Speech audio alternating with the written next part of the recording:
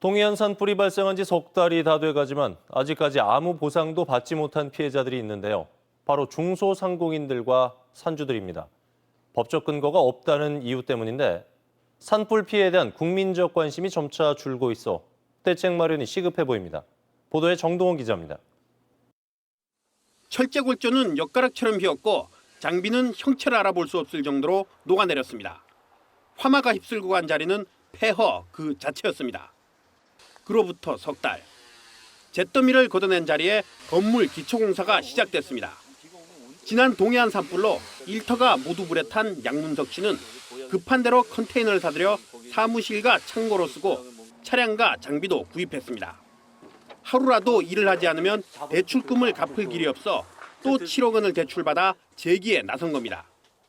하지만 법적 근거가 없다는 이유로 현재까지 정부나 자치단체로부터 받은 보상금은 한 푼도 없습니다.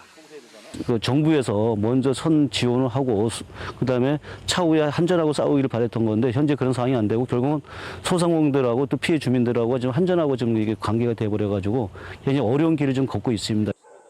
고경남 씨의 경우는 임야를 개발하기 위해 빚까지 내 전 재산을 쏟아부었는데 하루아침에 잿더미가 됐습니다. 불탄 나무만 2천여 그루.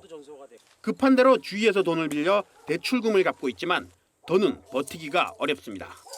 정치하시는 분들도 지금 정쟁만 할 것이 아니라 이 삶의 터전을 다시 복원해 주는데 좀 어려움도 있겠지만은 물론 힘을 좀 주셔가지고 다시 저희들 살 수 있는 방안을. 지난 동해안 산불로 피해를 입은 지역 중소상공인과 산주들은 400여 명. 직접 피해만 1,300원에 달할 것으로 추산됩니다.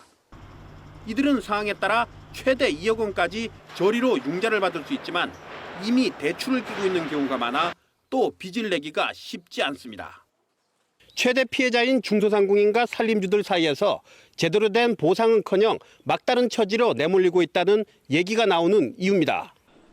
자치단체는 법적 근거가 없어 중앙정부만 바라보고 있고 해법을 찾아야 할 국회는 정쟁만 벌이고 있습니다. 산불 피해에 대한 국민적 관심이 점차 줄고 있어 현실적인 보상책 마련을 서둘러야 한다는 지적입니다.